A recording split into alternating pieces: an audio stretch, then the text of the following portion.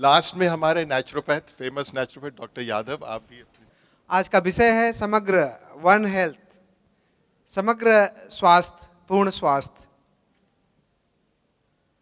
गीता में कृष्ण ने अर्जुन को समझाते हुए बताया था कि अगर हम स्वस्थ रहना चाहते हैं, केवल शरीर से नहीं, मन से भी, आत्मा से भी, जीवन से भी, पूर्णता से, तो एक श्लोक है कि युक्ताहार विहारश्च युक्त चेष्टस्य कर्मसु युक्त स्वप्नावबोधश्च योगेन हि दुःखः। कि अगर दुख से दूर रहना है, बीमारियों से दूर रहना है, तो हमें सबसे पहले उचित आहार का ज्ञान और व्यवहार करना चाहिए। एक नवजात शिशु, न्यूबॉर्न बेबी के लिए उचित आहार माँ का दूध हो सकता है, लेकिन वही बच्चा जब 12 साल 15 साल का हो जाता है तो उसका आहार केवल माँ का दूध नहीं रह जाता है। वही बच्चा या वही व्यक्ति जब 30 साल 35 साल को क्रॉस करता है, उसका मेटाबॉलिक सिस्टम चेंज होता है, उसके लिए आहार परिवर्तित हो जाना चाहिए। जब 60 साल के बाद का हो जाता है, उसका आहार परिवर्तित होना चाहिए, सुपाच्य होना चाहिए, इजीली डाइजेस्टेबल होना चाहिए। तो आहार, दूसरा आयु के हिसाब से, दूसरा मौसम के हिसाब से, कि जो चीज़ हम गर्मी में खाते हैं, गर्मी में प्रकृति हमको जो देती है, उदाहरण के लिए एक तरबूज जो गर्मी के मौसम में होता है, उसमें 97% पानी होता है, क्योंकि गर्मी के दिनों में हमको पानी की बहुत ज़रूरत होती है, मिनरल्स की बहुत ज़रूरत होती है, उसमें प्रकृति हमको स्वयं देती है। तो सीजनल फ्रूट्स, मौसम की सब्जियां, मौसम के फल अगर हम खाएं। तीसरा है कि युक्ताहार विहारश्च, हमारा आचरण कैसा हो, हमारा जीवन शैली कैसी हो, हमारी दोस्ती कैसी है, कैसे लोगों से मिलना जुलना है, कैसे लोगों के साथ हम उठते हैं, बैठते हैं, बातें करते हैं, कैसे लोगों के साथ हम क्या क्या करते हैं, क्या क्या सोचते हैं, उनका बहुत महत्व होता है। तीसरा है युक्त स्वप्नावबोधश्च, युक्ताहार विहारश्च युक्त कर्मसु, कर्म कहते हैं हम कार्य कैसा करते हैं, नेचर ऑफ वर्क क्या है, हमारा फिजिकल वर्क है, मेंटल वर्क है, स्पिरिचुअल काम है, वो सारे काम हमारे स्वास्थ्य को प्रभावित करते हैं। तो कहते हैं वो भी हमारा काम ऐसा होना चाहिए जो हमारे विचारों को, हमारे स्वास्थ्य को, हमारे परिवेश को, हमारे वातावरण को जरूर प्रभावित करता है। तो हमारा कार्य भी ऐसा हो, एक पूजा के रूप में हो, एक कर्तव्य निष्ठा के रूप में हो, कर्तव्य परायणता के रूप में हो, चाहे वो किसान का कार्य हो, वकालत हो, चिकित्सक हो, व्यापारी हो, कोई भी हो। तो कहते हैं कि युक्त कर्मसु, युक्त होना चाहिए, जायज होना चाहिए, आपके नज़र में ईमानदारी से, निष्ठा के साथ, मेहनत के साथ होना चाहिए। उसके बाद है युक्त स्वप्नावबोधश्च, कि स्वप्न में भी, अगर हम नींद में भी हैं, तो हमारे विचारों में मलिनता, तामसिकता और क्रोध, अहंकार, ईर्ष्या नहीं होना चाहिए। तो कहते हैं कि स्वप्न में भी और जागृत अवस्था में भी, हर अवस्था में एक जैसे सात्विक विचार, शुद्ध विचार और जन कल्याणकारी होना चाहिए। आज का विषय है कि समग्र रूप से वन हेल्थ। हमारा देश ऋषि मुनियों का देश रहा है, प्राचीन काल से ही हमारा देश पूरे विश्व का जगत गुरु रहा है, मार्गदर्शक रहा है। आज हम धर्म की बात करें तो योग और प्राकृतिक चिकित्सा एक ही धर्म की बात करता है, मानव धर्म, ह्यूमैनिटी, मानवता।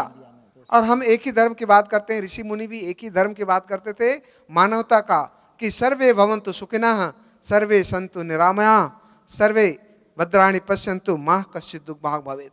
का सभी लोग स्वस्थ कैसे रहें।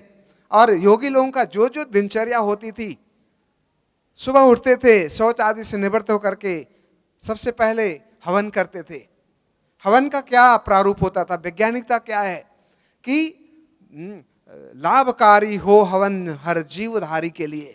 जितने भी लिविंग चीजें हैं, केवल not only for human being, for birds, for plants, for animals, for everything, जितने भी जीवित प्राणी जो भी होते थे, पशु पक्षी कीट पतंगे, सबके लिए हवन जब किया जाता है तो उसमें ऐसी एक शोधक, एक प्योरिटी को देने वाला, जो अगर दूषित है भी, इम्प्योरिटी है भी हवा में, विचारों में, शरीर में, रक्त में, तो जब हवा में मिलती है, जो औषधियाँ हम अग्नि में डालते हैं, वो 1,00,000 गुना बन के आती है। और हम जब सांस लेते हैं, श्वास के माध्यम से जब हम लंग्स में जाती है श्वास, उसके बाद हार्ट के चैम्बर में जाती है, उसके बाद ब्लड में मिलता है ब्लड को पंप सर्कुलेट करता है, पंप करता है, तो शरीर के रोम रोम में जाता है।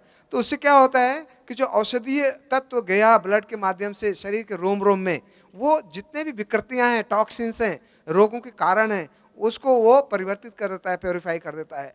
दूसरा कि जो पहले से दूषित पदार्थ है, जिस जो रोगों का कारण हो सकता है, उसको बाहर निकाल देता है। तो केवल मनुष्य के लिए नहीं, पेड़ भी सांस लेता है, पक्षी भी सांस लेता है, हवा भी सांस लेता है। तो अगर हवन करते थे तो सभी के लिए, और उनके पास जब बैठे थे तो रामचरितमानस में लिखा है कि कपि के हरि कपि कोल कुरंगा, बिरहित बैर बिचरहि सब संगा। उनके शेर और मृग हिरन सब साथ आके हवन के समय बैठ जाते थे।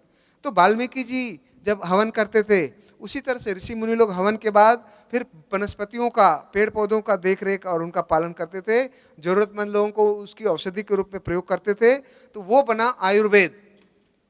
और उनका रहन सहन, खान पान केवल प्रकृति के बीच में होता था। इसलिए प्राकृतिक चिकित्सा का गुण ऋषि मुनियों से मिल गया कि नेचर के साथ कैसे रहना है। और योगाभ्यास करते थे, ध्यान करते थे, प्राणायाम करते थे, इसलिए योग की विधा बनी। तो हमारे ऋषि मुनियों को जो जीवन शैली थी वो सभी विधाओं का सम्मिश्रण था। तो आज हम ये कहेंगे कि अगर हम लोग समग्र रूप को वन हेल्थ के लिए अगर हम कोशिश करें, तो ऋषि मुनियों की जो परंपरा थी, नेचर के बीच में रहना, पशु पक्षियों का ध्यान रखना, हवन करना, शुद्ध खाना और सबका ध्यान रखना। और तीसरा कि नेचुरोपैथी को अगर हम जीवन में अपना लें, नेचुरोपैथी का मतलब क्या है? It's not a pathy, it's a life style, कि हमें नेचर के साथ रहना है और नेचर हमेशा हमें गुण देती है। एक मैं 2 लाइनें सुना के चुप हो जाऊंगा। कहते हैं तेरी रहमत दिन रात बरसती है, कहते हैं तेरी रहमत दिन रात बरसती है, एक बूंद जो मिल जाए तकदीर बदल जाए। कि नेचर का अगर हम एक भी बूंद धूप ले लें, हवा ले लें, पानी ले लें, तो क्या होगा? कितनी भी इम्प्योरिटी है आपके शरीर में, इम्यूनिटी सिस्टम को बढ़ा देगा। चाहे कितना भी इम्प्योर सब्जी है, फल है, अनाज है, धूप है, उसकी सेवन जरूर करें। और अगर स्वस्थ रहना है तो प्रकृति की शरण में रहें। धन्यवाद सभी लोगों को, धन्यवाद, thank you. Doctor Yadav ji, मुझे खेद है कि आपको और समय नहीं दे सके हैं, बट बहुत बहुत धन्यवाद।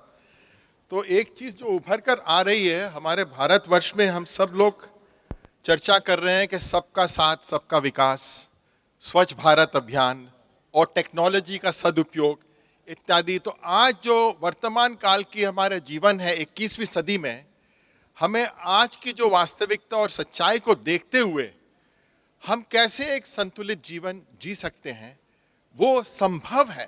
पहला तो हमारा ये विश्वास है, और हम ये भी जानते हैं कि हमें आज की जो भौतिकता के पीछे जिस तरीके से हमारी जिंदगी अस्त व्यस्त हो गई है, उसमें भी हमें रोक लगाना है और फिर से हमारा जो वास्तविक जो स्वरूप है आध्यात्मिक, वो आध्यात्मिक गुणों को हमें जीवन में केंद्रित करना होगा। और इन आध्यात्मिक गुणों को केंद्रित करते हुए अगर हम अपने जीवन जीने की शैली व्यापन करते हैं, तो वास्तव में एक बहुत घोर परिवर्तन आ सकता है अपने निजी जीवन में, समाज में, परिवार में, विश्व में। और संयुक्त राष्ट्र का जो 2030 का जो लक्ष्य है सतत विकास के लिए, उसको भी हमें साकार बनाना है, क्योंकि उसमें जो 17 लक्ष्य है और 169 उद्देश्य है, वो कैसे साकार होगा, कैसे हम सिद्ध कर पाएंगे? हमारे ही योगदान और सहयोग से ही हो पाएगा। और इसके लिए मैं MTNL की तरफ से आयोजित जो परफेक्ट हेल्थ मेला का 25वीं वर्ष का हम मना रहे हैं, हम चाहते हैं कि अपना यहाँ तो पिछले 4 दिनों से हज़ारों की संख्या में दिल्ली निवासी और दिल्ली के बाहर से भी लोग आए और विभिन्न स्टॉल में जाके उन्होंने बहुत कुछ प्राप्त किया होगा। तो ये सत्र से भी मुझे पूरी उम्मीद और विश्वास है कि हमारे जिन भी लोग इसमें शामिल हैं और जो टेक्नोलॉजी के सहारे भी, इंटरनेट के सहारे, फेसबुक के सहारे भी इसमें सुन रहे हैं, उनको भी बहुत लाभ होगा। तो आइए मैं अंतिम शब्दों के लिए डॉक्टर के अग्रवाल को रिक्वेस्ट करता हूँ कि आप हमें एक समरी के रूप में जो हमारे 10 चीज़ हम कर सकते हैं और हमारे धर्माचार्य, धर्म गुरुजन की तरफ से जो हमें मार्गदर्शन प्राप्त हुआ है, उसके आधारित हम कैसे जन जन, अंतिम जन तक पहुँच पाएंगे। जी अच्छा, हाँ, अच्छा, आपका 2 मिनट का था, हाँ प्लीज़। सभी गुरुजनों को कोटि कोटि नमन। मैं सिर्फ यही चाहूँगा कि स्वास्थ्य ही हमारा धन है और अगर हम अपने व्यवहार में परिवर्तन कर दें, तो हम अपने शरीर को, अपने स्वास्थ्य को बहुत सही रख सकते हैं और अपनी दिनचर्या को सही नियमित निभाएँ, सुबह से लेकर शाम तक की। सुबह निहार जल लेना चाहिए, उसके बाद अपना शौच करना चाहिए। अगर दिनचर्या हमारी अच्छी रहेगी, काफ़ी हद तक आप अपने शरीर को, अपनी हेल्थ को अच्छा रख सकते हैं। यही हमारा धर्म है और कर्म है। धन्यवाद।